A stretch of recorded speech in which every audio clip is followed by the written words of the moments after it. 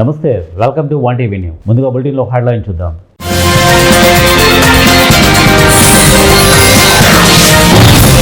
Pharma ఐటీకి AP హబ్గా మారబోతోంది. రాష్ట్ర బీజేపీ అధ్యక్షుడు పివిఎన్ మాధవ్.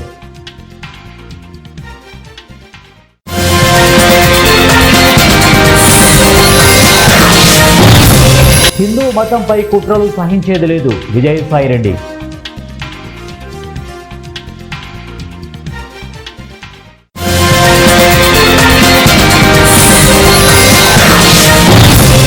కాల్పులతో దద్దరిల్లిన దక్షిణాఫ్రికా, 11 మంది మృతి, 14 మందికి గాయాలు.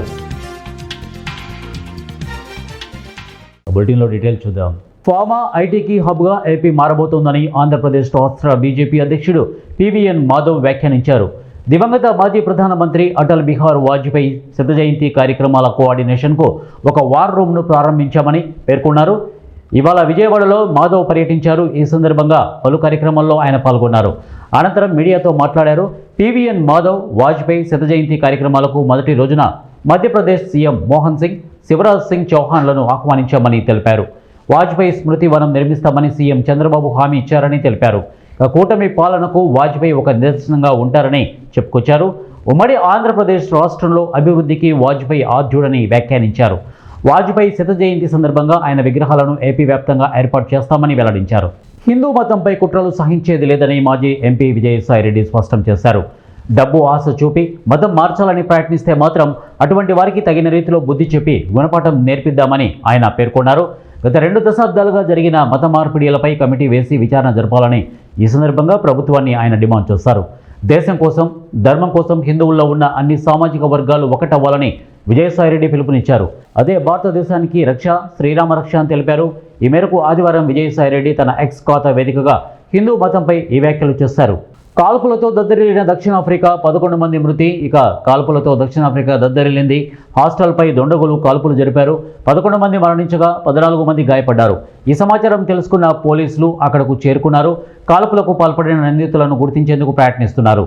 ఇక ప్రిటోరియాలోని సాల్ఫీ విల్లేలో ఈ సంఘటన జరిగింది. శనివారం తెల్లవారుజామున 4:15 సమయంలో సాయుధులైన 3 వ్యక్తులు హాస్టల్లోకి చొరబడ్డారు.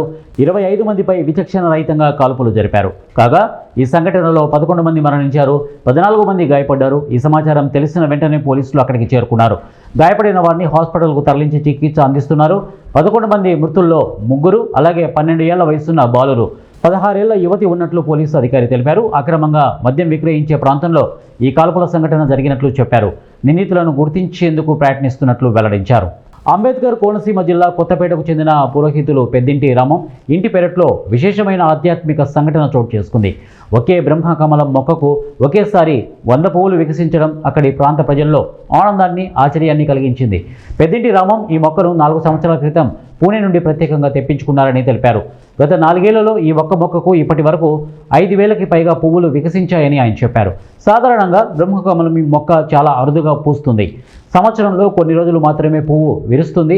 అలాంటి మొక్కపై ఈ స్థాయిలో పుష్పాలు రావడం అత్యంత ప్రత్యేకం. బ్రహ్మకమలం ఆధ్యాత్మికత, శుభ ఫలితాలకు ప్రత్యేక.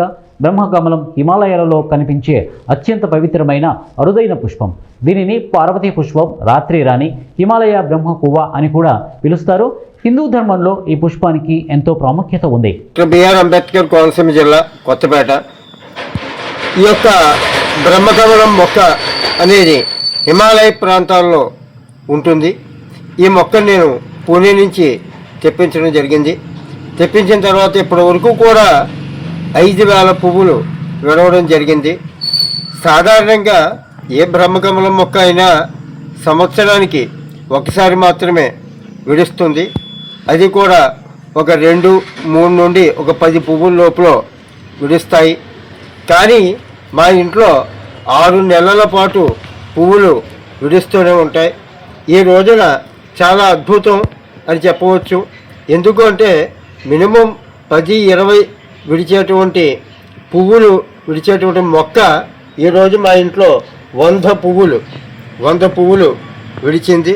ఇది ప్రపంచంలోనే ఇంతవరకు కూడా ఇన్ని పువ్వులు అనేది ఎవరి ఇంట్లో కూడా విడవలేదు. ఇది ఒక చాలా అద్భుతం అని చెప్పవచ్చు. చూడండి, 100 పువ్వులు. ఈ పువ్వులు విశిష్టత ఏమిటంటే రాత్రి 9 గంటలకు విడవడం ప్రారంభిస్తుంది. అలాగే ఉదయం 8 అయ్యేసరికి మళ్ళీ మొగ్గలాగా వాడిపోతుంది. ఇంకో చూడండి, మొగ్గలా అయిపోతుంది, మొగ్గలాగా వాడిపోతుంది ఇప్పటికీ. అలాగే మొన్న 24 పువ్వులు, నిన్న 10 పువ్వులు, ఈ రోజున 100 పువ్వులు, మళ్ళీ ఈ రోజు రాత్రికి ఇంకా విడవడానికి సిద్ధంగా ఉన్నటువంటి మరొక 50 పువ్వుల వరకు కూడా ఇలా మొగ్గలు. మసాయిపేట మండలం వ్యాప్తంగా ఎన్డీసీ బృందము తనిఖీలను ముమ్మరం చేశారు. స్థానిక సంస్థల ఎన్నికల నేపథ్యంలో ఎన్నికల కమిషన్ ఆదేశాల మేరకు మండల రెవెన్యూ ఎస్ఐ ధన్సింగ్, పోలీస్ సిబ్బంది నడిమితాండా, చెట్ల తిమ్మాయిపల్లి గ్రామాలను ప్రజలను ఎన్నికలపైన అవగాహన కల్పించారు. అనంతరం మండల కేంద్రంలోని కూడలి వద్ద వాహనాల తనిఖీ చేపట్టారు. ఎలాంటి అనుమతులు లేకుండా డబ్బు, మద్యం తరలిస్తే చట్ట ప్రకారం చర్యలు తీసుకుంటామని వారు తెలియజేశారు. వాళ్ళకి తెలియదు ఎలక్షన్ కోడ్ ఉంది, అమౌంట్ తీసుకెళ్ళాలని వాళ్ళకి తెలియదు. కాబట్టి ఎలక్షన్ కోడ్ డబ్బులు తీసుకెళ్ళచ్చు. మళ్ళీ బెల్ట్ షాప్ ఉంటుంది, బెల్ట్ షాప్లో ఏదైనా మీటింగ్ చేసేది ఉంది, ఇంకేదైనా ఉంది, ర్యాలీ చేసేది ఉంది, ముందస్తుగా రేపు ర్యాలీ ఉందనుకోండి, ఒక దరఖాస్తు ఎంఆర్ఓ రాస్తే ఎంఆర్ఓ పర్మిషన్ ఇస్తారు. ఎంతమంది, ఎన్ని స్కూటర్లు, ఎన్ని కార్లు అనేది పర్మిషన్ ఇస్తారు. మీరు తిరుగుకుంటే క్యాన్వసింగ్ చేసుకోవచ్చు, దానికి ఇబ్బంది ఏం లేదు. కానీ ఏదైనా పెద్దగా మేము మీటింగ్ పెట్టి భోజనాలు పెడుతున్నాము, లేదంటే ర్యాలీ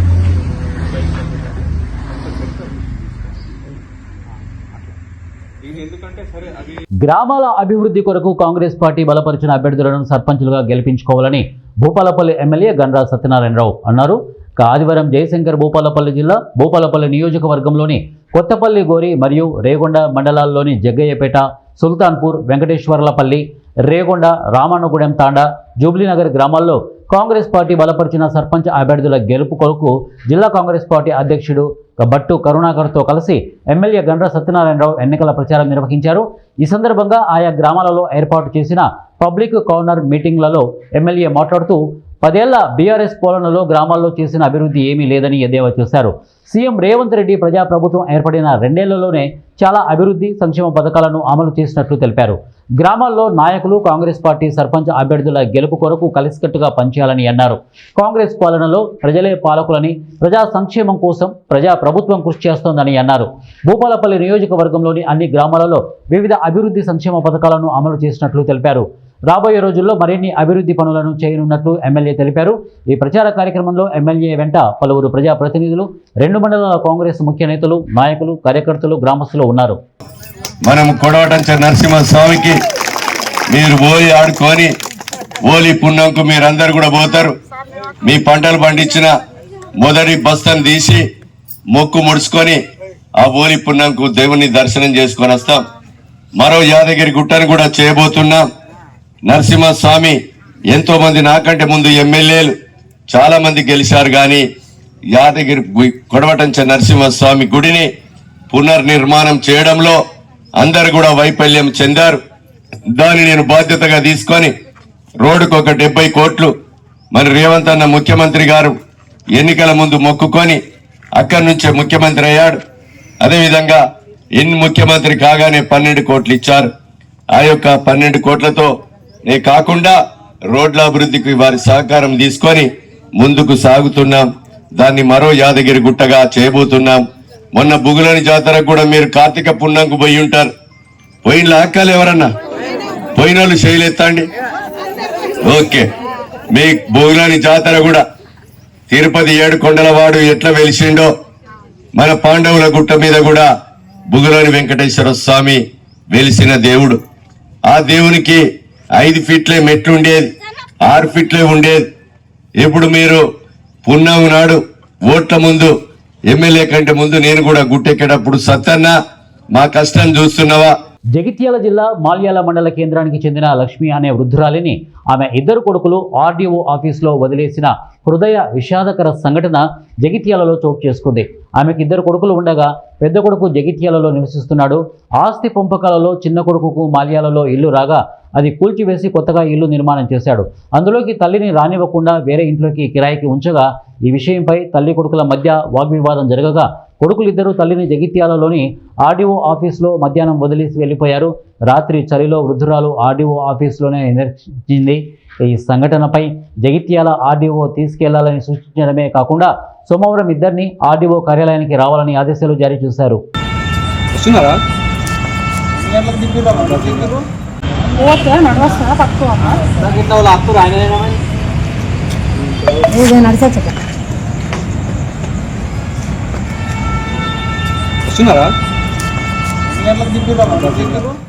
మాజీ ముఖ్యమంత్రి పార్టీ అధ్యక్షుడు వైఎస్ జగన్మోహన్ రెడ్డి ఆదేశాల మేరకు ఒక వార్డు స్థాయి కమిటీల ఏర్పాటు సమావేశాన్ని 12వ వార్డు శివానగర్లో పట్టణాధ్యక్షులు సుందర్ రామిరెడ్డి అధ్యక్షతన జిల్లా కార్యదర్శి మరియు వార్డు ఇన్ఛార్జి తోట నాగేశ్వరరావు నిర్వహించారు. ఈ కార్యక్రమానికి ఎమ్మెల్యే డాక్టర్ సుధమ్మ, మున్సిపాలిటీ పరిశీలకులు నాగార్జున రెడ్డి ముఖ్య అతిథులుగా హాజరయ్యారు.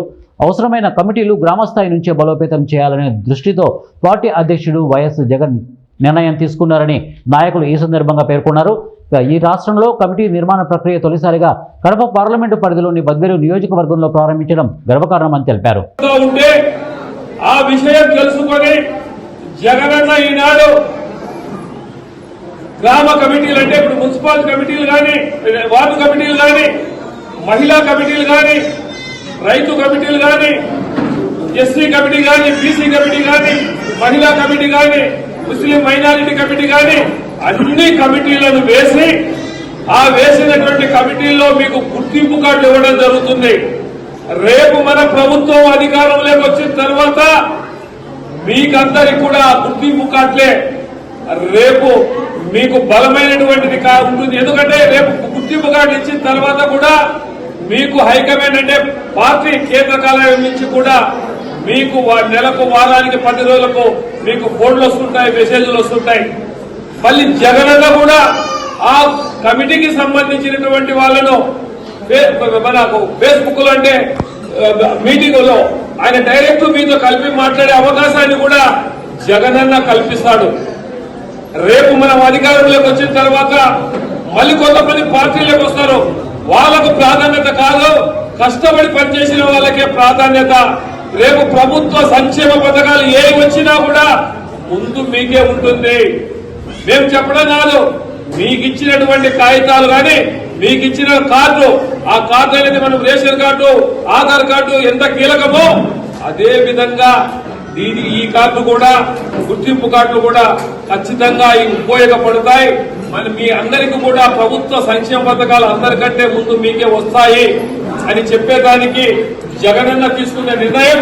అందుకు కాబట్టి మన ఎమ్మెల్యే గారు, మరి ఇక్కడ ఉన్నటువంటి వైసీపీ నాయకులు, మరి మున్సిపల్ వైఎస్ఆర్సీపీ అధ్యక్షులు సుందరరామిరెడ్డి గారు అయితేనేమి, కేశవరెడ్డి గారు అయితేనేమి, మన సుధమ్మ గారు అయితేనేమి, మన వైస్ చైర్మన్లు గోపాల్ స్వామి, మన శ్రీరాములు గారు, ఈ వారి నుంచి నాగేశ్వర, ఎందుకంటే నేను కొత్త అంటే అందరికీ కేశవరెడ్డి అందరి పేరు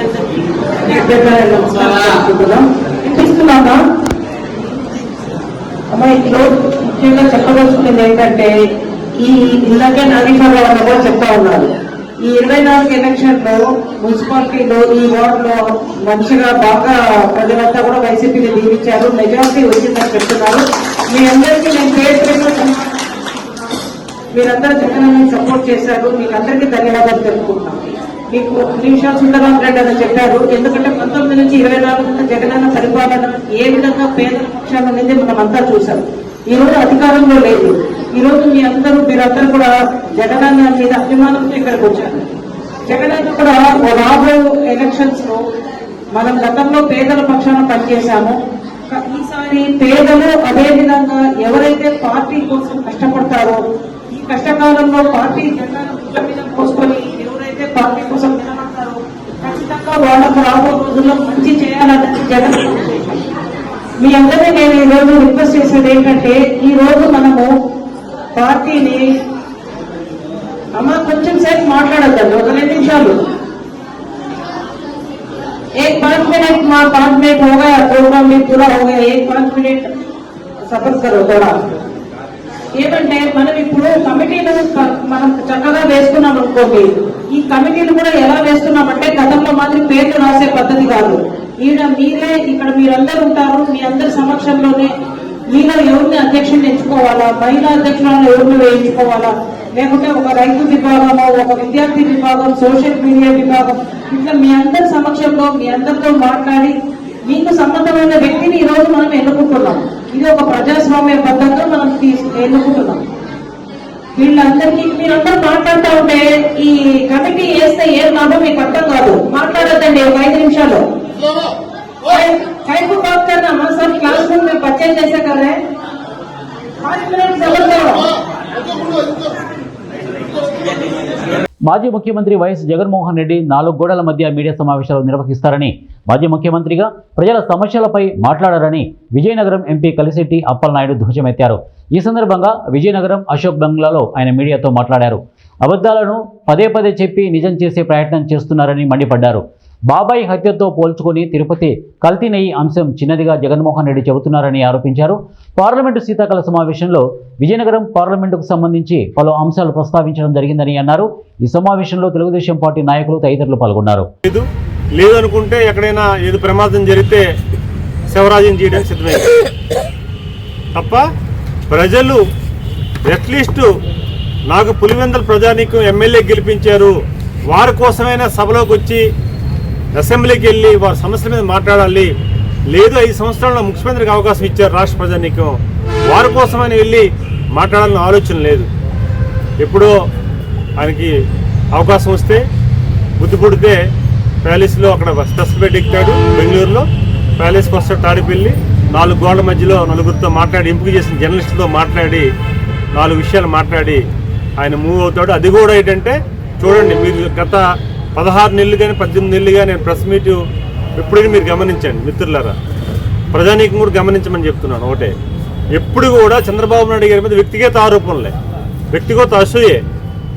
ఎందుకంటే ఈరోజు చంద్రబాబు నాయుడు గారు ఎలా వస్తారు కదా, ఎవరైనా అది ఎవరి మీద పడుతుంది, ఆయన మీద పడుతుంది. ఇప్పుడు ఆ స్టేజ్లో ఉన్నాడు చంద్రబాబు నాయుడు గారు. ప్రజలు అంత అవకాశం ఇచ్చారు, ప్రభుత్వాలు ఇచ్చాయి, సంస్థలు ఆయన గౌరవిస్తున్నాయి, వ్యవస్థలు అతను రెస్పెక్ట్ చేస్తున్నాయి. ఈరోజు దేశ విదేశాలు ఉన్న ప్రముఖులందరూ కూడా గౌరవిస్తున్నారు. అడ్మినిస్ట్రేటర్గా ఆయన బెస్ట్ అడ్మినిస్ట్రేషన్ అని మేము వాళ్ళ పనిచేయడం ఒక మోడల్గా తీసుకోవాలని చాలామంది మాట్లాడుతున్నారు. మొన్న మేము బీహార్ వెళ్తే నితీష్ కుమార్ గారిని కలిసినప్పుడు వారు చెప్తున్నారు లోకేష్ గారికి, మేము పెద్ద అయిన సీఎం గారిని మేము ఫాలో అవుతున్నామని చెప్పేసి అన్నారు. సాక్షాత్ ప్రధానమంత్రి గారు చెప్పారు, టెక్నాలజీ విషయంలో చంద్రబాబు నాయుడు గారు మేము అడ్వాన్స్గా ఉంటారు, మాతో పాటు మాకంటే ఎక్కువగా అడ్వాన్స్గా ఉంటారని. అలాంటి సందర్భాలు చూసి జగన్మోహన్ రెడ్డి గారు వ్యక్తిగత విమర్శలు చేస్తున్నారు బాబు గారి మీద. మేము ఉంటుంది ఒకటే, గతం నుంచి కూడా చెప్తాను, ఇప్పుడు చెప్తున్నాం, ప్రతిపక్ష పాత్ర ప్రజలు ఇవ్వకుండా సరే ఒక ఎమ్మెల్యేగా, ఒక రాష్ట్ర అధ్యక్షుడిగా, ఇది మీ పార్టీ అధ్యక్షుడిగా, అలాగే ఒక ఎక్స్సీఎంగా మేము స్వాగతిస్తున్నాం. ఏదైనా సమస్యలు ప్రజలకు సమస్యలు చర్చించడానికి అసెంబ్లీ రమ్మని స్వాగతిస్తున్నాం. ఖచ్చితంగా రండి. లేదు ఇంకా మీకు తీరిక లేకపోతే, చట్టసభల్లోకి వెళ్ళలేని తీరిక లేకపోతే మీ ఎమ్మెల్యేలు పంపించండి, వాళ్ళు కూడా పంపించి వాళ్ళతో మాట్లాడించండి. మీకు సంబంధించిన సమస్యలు ఏమైనా ఉంటే దాని ద్వారా మీరు మాట్లాడమని మేము అడుగుతున్నాం. అయితే ఈరోజు చంద్రబాబు నాయుడు గారి మీద మీరు వ్యక్తిగత విమర్శలు ఎన్ని చేసినా మా సంస్కారం అడ్డొస్తుంది. చంద్రబాబు నాయుడు గారు కానీ, అంతకుముందు ఎన్టీ రామారావు గారు కానీ పార్టీ పెట్టేటప్పుడు కానీ తెలుగుదేశం పార్టీ అన్న ఒక సిస్టమేటిక్గా క్యాడర్ నుంచి లీడర్ వరకు సిస్టమేటిక్ ఉంటాం. విజయనగరం ఎస్ కన్వెన్షన్లో డిసెంబర్ 5, 6 తేదీలలో జరుగుతున్న జాతీయ జిప్కాన్ను ఉద్దేశించి వైద్యులు జాతీయ సదస్సుకు ముఖ్య అతిథిగా ఐఎంఏ జాతీయ అధ్యక్షుడు డాక్టర్ దిలీప్ బాన్షాలి ఫ్యామిలీ ఇక ఫిజిషియన్స్ సమాజంలో కీలక పాత్ర పోషిస్తున్న నేపథ్యం వివరించారు. అనంతరం ఆయన మీడియాతో మాట్లాడుతూ 4 లక్షల మంది సభ్యులు ఇక ఐఎంఏ సంఘంలో ఉన్నారని, హెచ్బివి వ్యాక్సిన్ ప్రాధాన్యత గురించి వివరించారు. ఇక క్లినికల్ ఎస్టాబ్లిష్మెంట్ యాక్ట్ వల్ల చిన్న క్లినిక్స్, ఆసుపత్రుల మూతపడిన తీరు, ఆరోగ్య రంగం మొత్తం కొంతమంది చేతుల్లోకి వెళ్తోందని వారు తెలియజేశారు. Artificial intelligence can't of course replace human intelligence, but it's going to enhance our knowledge about different subjects of medicine, and it's in one way going to help as a practitioner about diagnosis, about the various symptoms of the disease, communication with the patient. That's one of the factors artificial intelligence is very important.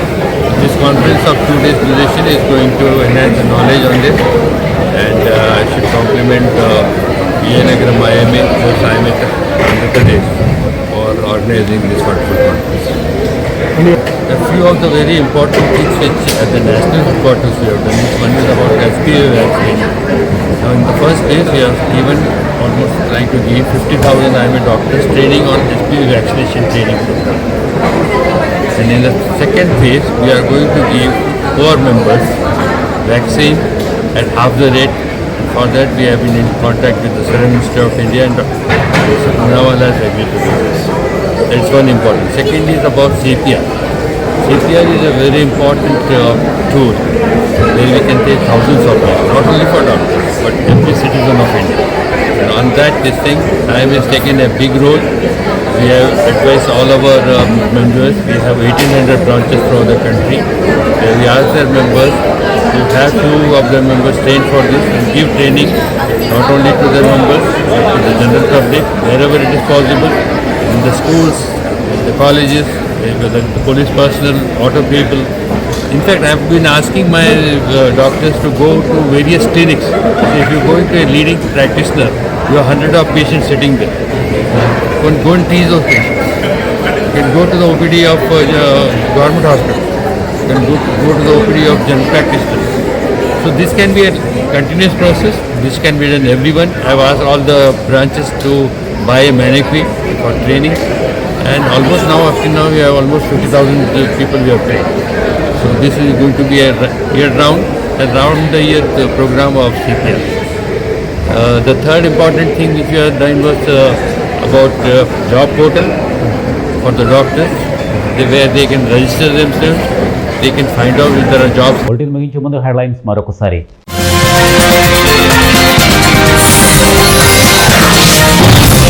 Pharma ఐటీకి AP హబ్గా మారబోతోంది రాష్ట్ర BJP అధ్యక్షుడు PVN Madhav.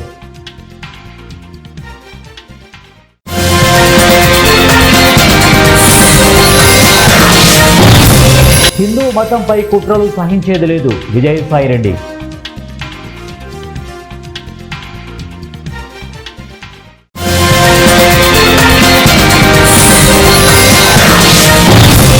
కాల్పులతో దద్దరిల్లిన దక్షిణాఫ్రికా 11 మంది మృతి 14 మందికి గాయాలు. ఇవి బులెటిన్ అప్డేట్స్. నెక్స్ట్ బులెటిన్లో కలుద్దాం. Until then keep watching 1TV news.